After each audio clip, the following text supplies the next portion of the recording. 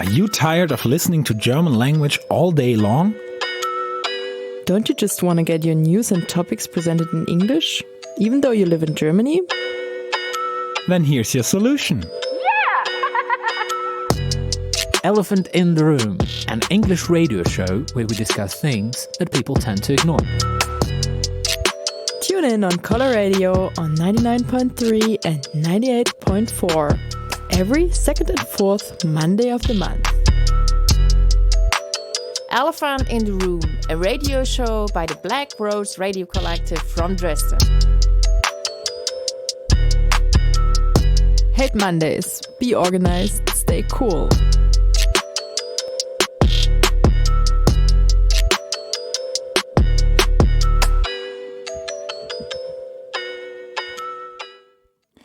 Okay, welcome to the Color Radio, this edition of Elephant in the Room on the 10th of February.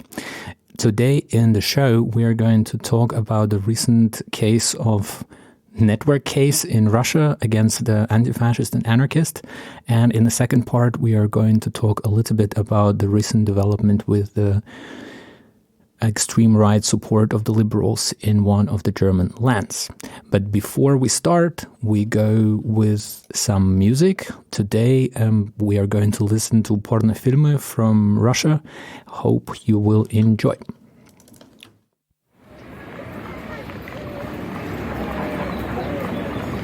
Город, как голодная собака, бежит за мной, куда бы я ни шел. Когда природа умерла от рака, вы хоронили и кричали хорошо, кричали горько, целовались на помойках, в кредит машины брали и врезались, и водка заливала новостройки, взрывались бомбы в Волгограде на вокзале, и звезды замирали в страхе, и с неба сыпал белый порошок, и город, как голодная собака, бежит за мной, куда бы я ни шел.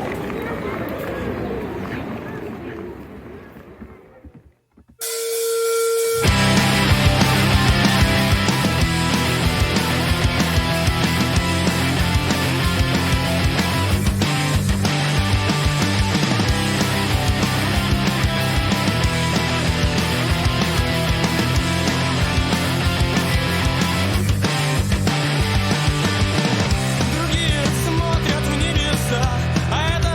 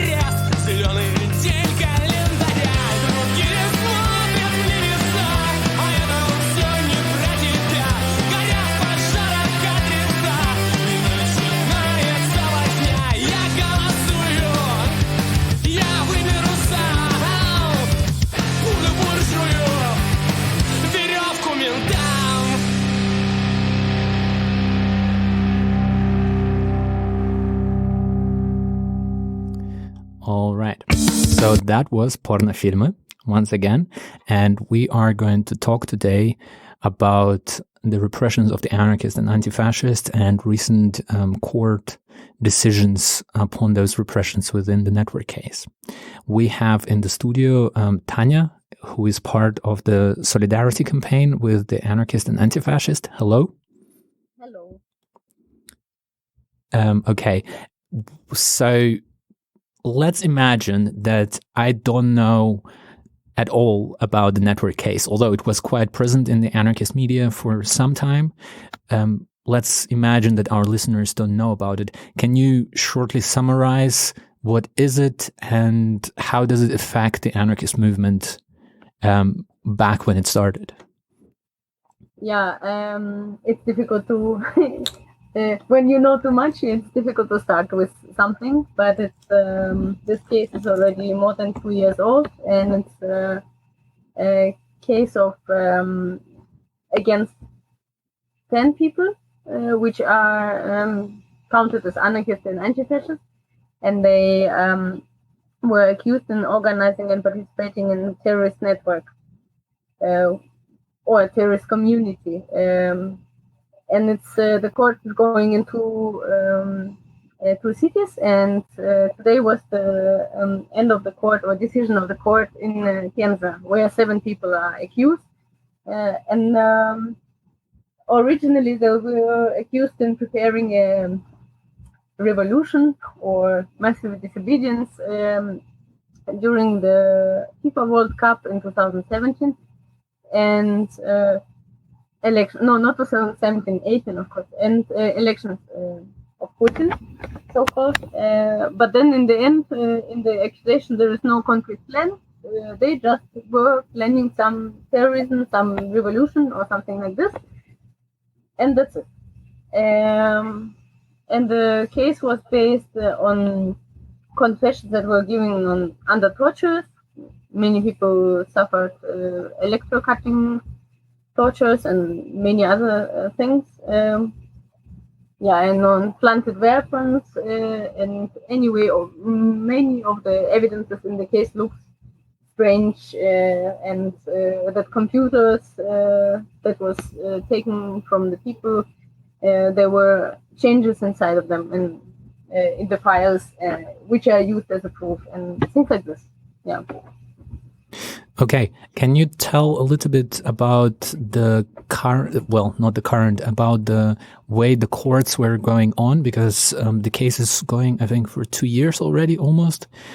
What happened in the court, and can you comment why did it take so much time actually to come to the court at all? It's normal procedure. It's in Russia, people often in pre-trial detention, I don't know, 1, 2, or 3 years even, because the investigators are lazy, and often you are in prison, but nothing is going on with you. You just sit there inside, and the investigator doesn't come, and then also they often order some expertises, which takes also long. And so then court started only, like, it was half a year of the court. And because it's 7 people and many witnesses and so, then then it took quite long. And then also there was a time when at summer they were sick. And then one person got tuberculosis and needed to be examined medically. So that's why it was also taking long, because of the health reasons. But in general, it's just a normal thing in Russia that everything is going slow, because they just don't like to be fast and effective. All right. And what was the reaction of the general public to the statements people to the statements about the torturing? And what was the reaction during the court about torture accusations towards FSB agents, towards the police? The thing is that, of course, it's difficult to say what the normal people think, because what is the press situation in Russia? There is some amount of independent or liberal media, which is not so spread or I don't know, not so easy to get, and the other ones are just state affiliated, and they don't talk about network case or do very propagandistic, shitty reportage, videos or something, and general public mostly probably don't know about the network case, and more critically thinking society, they of course mostly shocked, and because the amount of tortures are very high and the way they were done quite shocking. Also for the anarchist movement, it was very shocking moment when we read all the stories of the guys.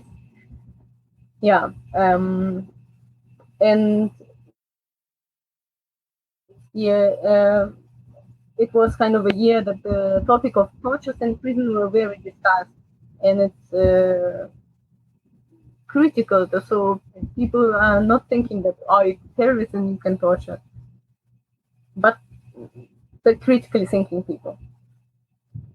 And did the torture accusations play any role in the court, all in all? No, they always say we are here not about the tortures, and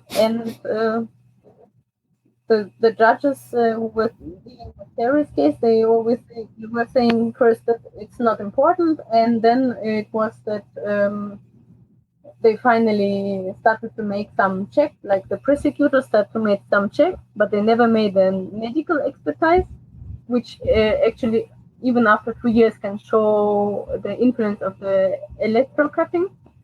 And they just talked with Gulag, with FSB, and that's it. And of course they said, no, we didn't torture anybody. And that's how the checkup is done. So then the court said it was proof that nobody was tortured. And that's it. The conclusion of the court and the prison terms that we're giving are actually quite harsh, let's say so. And actually they can compete with some prison terms from the Gulag times, right? One of the people got 18 years in prison. What was they all got what the prosecutor was asking. Yeah, exactly. Because usually we are kind of used to that when prosecutors say, okay, 6 years, then person gets 3 or 4, I don't know, but never exactly what the prosecutor asked for. And yeah, it's quite high. Okay, and what was the reaction towards these prison terms inside of the movement? I can imagine it's pretty demoralizing, but can you talk a little bit about that? I don't know, it just happened today. Mm-hmm. And I myself, with this criminal case already for 2 years, and I don't know, I didn't know how to react. It's just now, the first stage of of trauma. Just try to understand that it really happened. And but there is no hope, of course, of some appeal or that something is possible to change. And mostly just swear words how people react, because everybody just fucked up, and I don't know. It's amazing. It was already shocking when it was requested so high, but nobody thought that it will be exactly so high. Okay. Apart from the people who were prosecuted in Penza, there were other people who were prosecuted, I think, in St. Petersburg, right? Yeah. What happened to them, or what is going on with them currently? They had a court process also going on, but then it got a break from August, because the court decided to request for some expertise, and it was it's still in the pause mode, and I think that everybody thinks that they were just waiting when the Penza court will make decisions, because the St. Petersburg case, it's based 70 or 80% on the Penza document. That's why it was maybe nice for court, more useful for court to wait until this decision is done. And so in the end of February, there will be continuation of the process in St. Petersburg. And probably it will be fast, but we never know because even the defense part, the witness from the defense side were not yet started to give their evidence. So we will see, but maybe a couple of months it will take, and then they will make decisions. Yeah, but they are both accused in participation in terrorist organization, and that's it. Yeah, and it's up to 10 years of imprisonment. And in Penza, this 18 and 16 years is the accusation of organizing a terrorist community. It's higher, usually. Mm-hmm. Can you also talk a little bit about how those repressions affected the anarchist movement and anti-fascist movement during those years? I mean, we all know that the solidarity is our weapon, and the stronger your repressions, the harder we fight back. But what is the reality on the streets, let's say so? No, I think, first of all, of course, many people left. I don't know. I still learn when I meet somebody abroad from Russia, they always say, and this one and this one and this one is now in asylum or somewhere else. And I think that for a while it's kind of paralyzed. And then people, of course, were trying to show solidarity. And then there were a big counter-reaction of FSB on the solidarity shown. And there were several people also tortured because they were doing actions of support. And right now, the network case was kind of a beginning, and then there were several more cases against anarchists or affiliated people started. And so, I don't know, it was paralyzing. But now, in a way, because there are so many political cases going on in Russia, it's kind of solidarized not only anarchists, but the people around, and the support is quite big. I saw photos from Penza, how many people came from all over Russia to the court. It was quite impressive. And I would say the stage when people only had fear is over, and they managed to live with this reality. So it's just, it's going on somehow. But the thing is that half of the activities, if not more, are now going on solidarity. And this is a bit too much. It's just taking away all the energy from, I don't know, from any kind of other project. Yeah. Okay. And you were saying that the people are not afraid anymore. I've heard also about the stories about attack on FSB in Arkhangelsk, I think. Or where was it? Yes, in Arkhangelsk. Can you say that the modern generation of Russian activists are getting more radical because of the consequences that are applied on them for the smaller things? I think it's just, it's maybe getting a bit more radical, but I don't see so much more radicalism.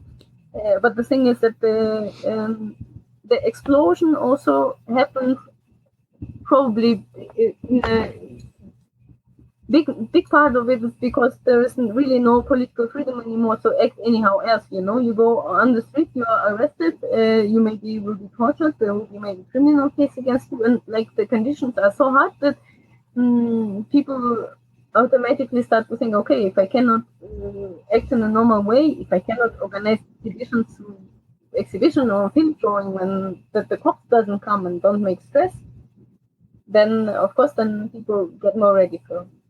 Yeah, but by now there were not so much very radical direct actions happening. And the whole network case, although people got sentenced in Penza, is not yet over. Does any support is actually required from comrades from abroad, and if so, in which way people can support the people who are still on trial in Petersburg, or actually support the people who are now sentenced and will move to the prison camps. What is the ways people can do that? Yeah, the classical, of course, writing letters, and writing letters again, or beautiful postcards, because everybody of them were always reacting very positively and very happy on any kind of attention from abroad or from inside of Russia, just from outside of prison. And this is important, but of course it can be done only in Russian. But I think it's possible to create something also without using a language. And of course, there's still a need of money because it's not yet over, even in Penza. The lawyers will go to appeal, maybe then in some higher court and the European Court of Human Rights. And then also in St. Petersburg, we are trying now to collect money for Viktor Filenkov's second lawyer because the one for him is not enough in this stage, and and of course there are many other parallel things going on to support relatives or to send some stuff in prison and so on. And spreading a word because it's not so much in other languages and other countries known about the network. And is there any way people can inform themselves, like visiting some websites or, I don't know, listening to some whatever radio cuts and things like that? Talking about English. Yeah. The repression.com website is existing. It's also in English. It's not very well updated in English, unfortunately. But it's possible to find addresses of people and some latest news. And it's also in German and in Russian. And sometimes there are updates in the Bad News podcast of the A or A radio network. In this podcast there's sometimes the part about Russia. Okay. Thanks a lot for your input. This was really helpful. I hope the people will listen to that and will put their attention towards the network case. I will make a pause with the music and we will come back with the situation in Germany in state of Thuringen on the recent support of the extreme right and liberals. Other way around. Liberals supported by the extreme right in the land. Stay tuned.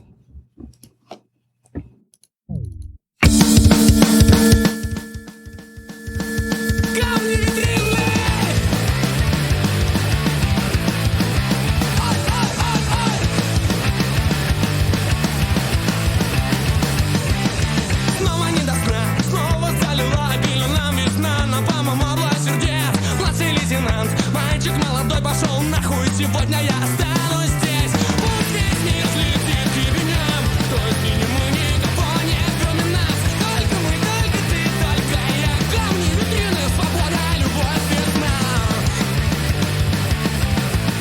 Китай, камни, витрины.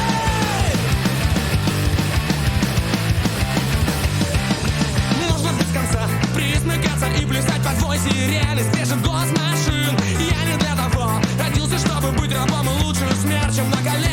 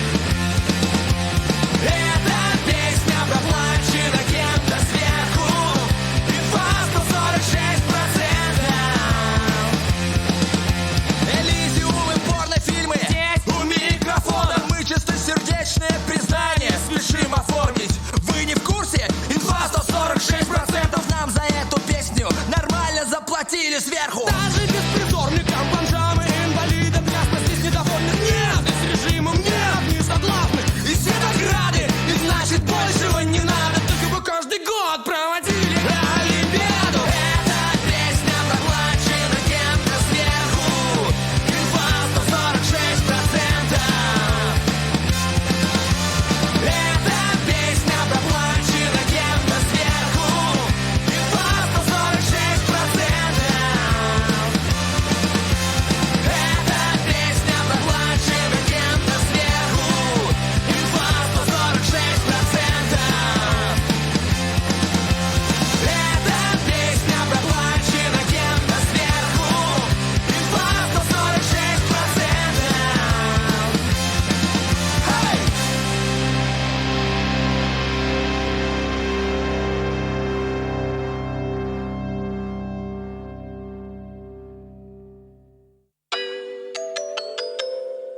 Are you tired of listening to German language all day long?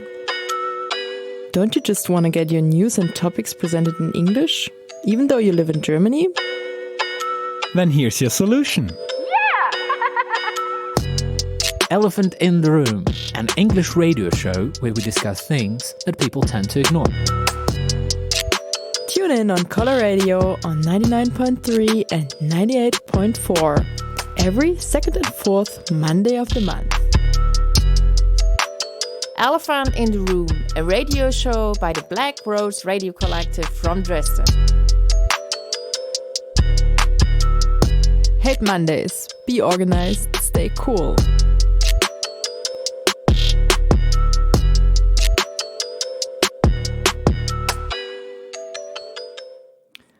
Welcome back to the studio with Elephant in the Room. Today we've been talking about network case in Russia, the repression wave from the Russian government against the anarchists and antifascists. The second part of the show, we've recorded a short interview with a friend and a comrade from Thuringen, talking about the recent support of the Alternative for Germany for the FDP, which is a liberal party, in the local parliament. We have today Kevin from Thuringen, not in the studio, but online. And we will talk with Kevin about the current development in Thuringen. Hello, Kevin. Hi. So I don't think that a lot of people know what Thuringen is actually. Maybe Germans know, but people outside of Germany haven't heard what does it mean. Can you explain what is Thuringen and how is the federal system in Germany working that there is such a thing as Thuringen? Yeah, sure. So Thuringia is one of the 16 federal states of Germany. It's in the east of Germany, so it was part of socialist East Germany. It's one of the smallest states of Germany. It has got only about 2 million inhabitants. And yeah, it's a mostly rural state. So except for like the bigger cities, which are Erfurt, Weimar, Jena, and Gera, most of the population lives in towns and villages. So Thuringia, politically speaking, it's a very interesting case. I mean, on the one hand, one can say that a huge portion of the population is rather right-wing, and just like in other East German states, such as Saxony or Sachsen-Anhalt, the AfD party has got more than 20%.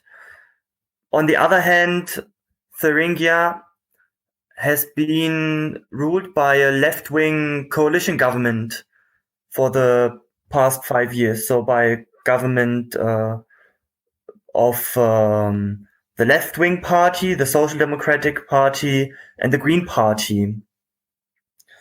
Yeah, maybe that much about Thuringia. And I think a lot of people are dreaming about being ruled by the left-wing government. How did it feel for you, politically speaking, for the anarchist movement when the left party came to power? Yeah, well, we as anarchists, we are focused on building up a grassroots movement.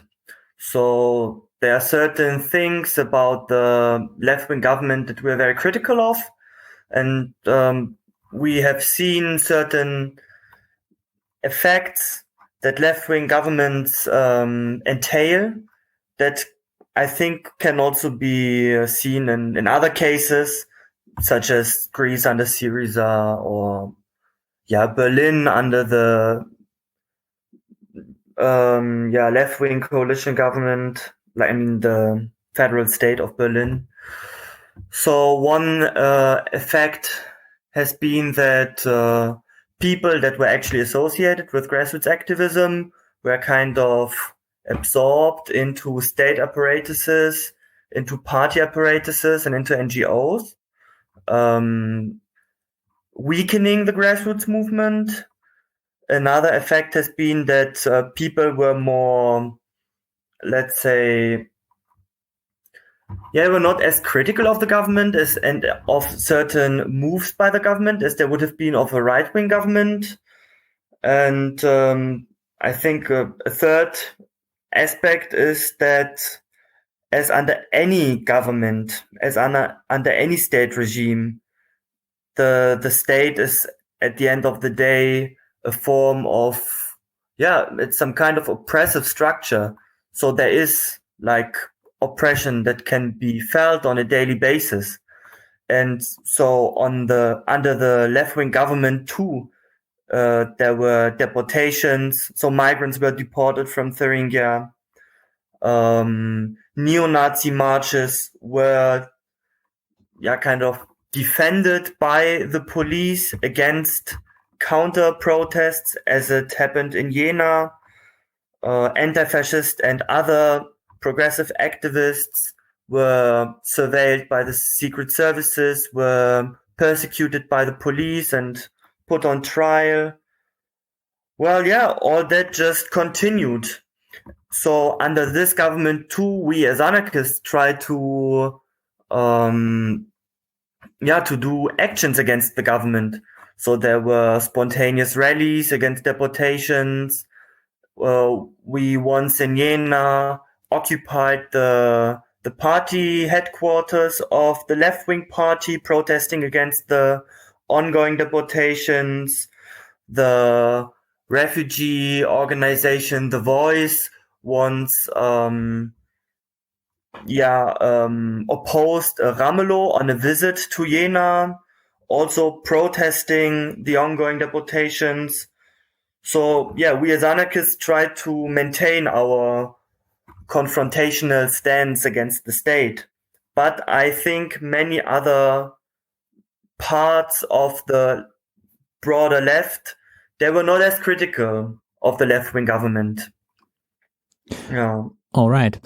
And recently there were elections in Thuringen where the left government lost their majority, as I've heard.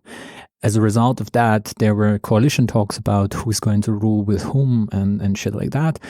And recently on the media, there was a shitstorm actually exploding because AfD, so Alternative for Germany, extreme right party, supported the liberal candidate for prime minister or president, minister-president, right? This is the Stelle. A lot of people consider that as a coalition between the Liberal Party and the Nazis. How do you see that? And should we actually see that as a first move of AfD moving into the governmental structures, although a lot of parties are saying that they're not going to work with the AfD? Yeah, so it was definitely a cooperation between liberals, conservative people and fascists in the state parliament.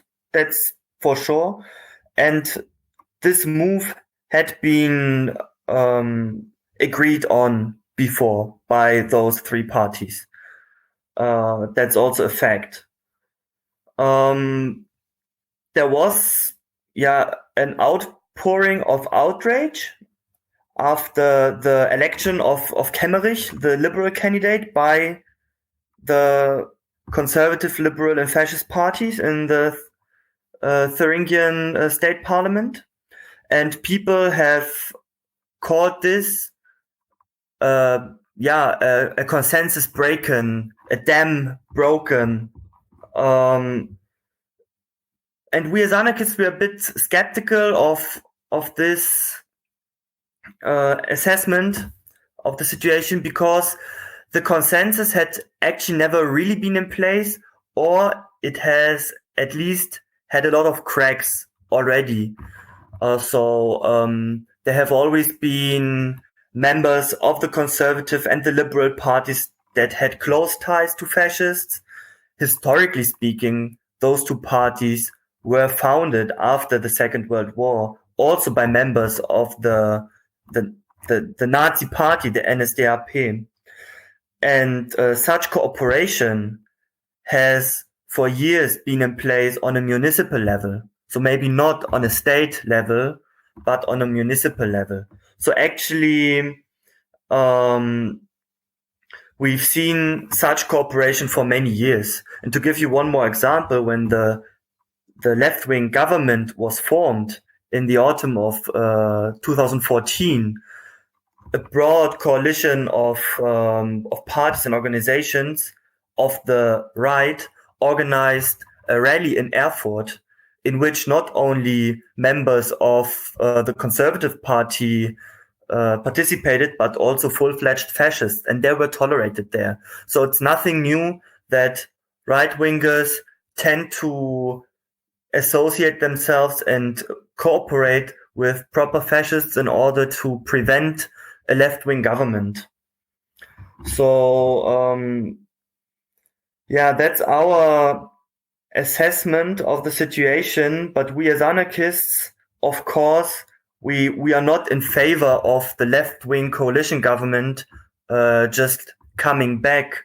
It's not the solution that we propose, that we just have fresh elections, or that we just have Bodo Ramelow, the left-wing state premier, re-elected. And this is where, we kind of have to get across our message in all the events happening now, also on the streets, that we are actually in favor of strengthening the grassroots movement, and not just hoping that a new left-wing government or fresh elections will solve the situation. If you want, I can also talk about what's happened in Jena in the immediate days after the election of Kemmerich. Sure, yeah. Yeah, so on the same day in the evening, we had a spontaneous rally with more than 2,000 people taking to the streets, from all kinds of organizations and backgrounds. So of course there were the youth organizations of the left-wing parties, there were members of the left-wing parties, but there were also, like anti-fascist football fans, anarchists, anti-fascists, or just angry people. So it was a pretty broad rally, and we went to the headquarters of the Conservative Party, kind of confronting the police after the left-wing youth organizations officially ended the rally, when we just continued it without the authorization of the police, at least in the beginning. And on Friday, so 2 days after the election, a kind of general assembly was convened in the university. Both students and staff participated. Anti-fascist speeches were held, and the organizers called on everybody to take a clear anti-fascist stance wherever they are engaged. And the organizers also called for everybody to take to the streets in Erfurt, the capital of Thuringia next Saturday. A very broad anti-fascist rally will be held.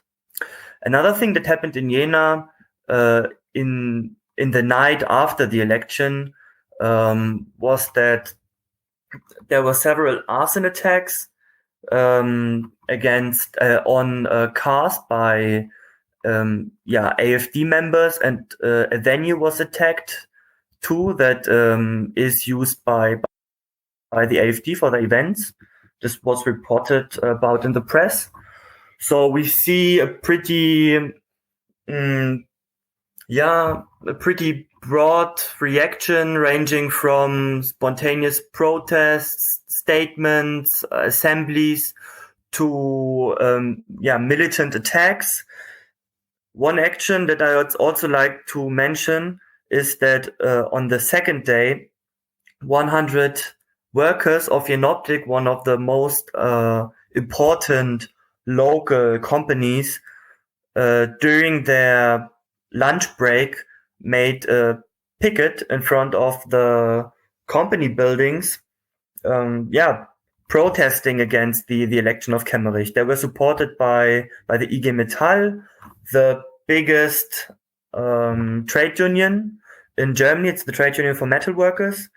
And for us, this was very surprising, but also very encouraging to see that also within, let's say, rather bureaucratic, rather reformist union apparatuses, people are willing and able to take action. So this is what has happened. And of course, within the movement, we've been discussing since Wednesday in which form to participate in this spontaneous movement. And for us, it's clear that we have to do something about it. We don't want to be the smart guys idly standing by and just commenting on things and just criticizing the others. We want to do something about this because it is about our lives. I mean, with fascists gaining ever more influence within the state, this will have a huge impact on us as a movement. On the other hand, we don't want to just be the movement that brings back the left-wing coalition government. So for us, it's important to discuss how we can get our message across, how we can make actions maybe a bit more confrontational, and how we can just get in touch with people that have not yet been associated with some political organizations, but are now taking to the streets because they are shocked at fascists making state politics. All right. Thanks a lot for your input for our show. This will be it for today. This was Elephant in the Room, and we see you in 2 weeks.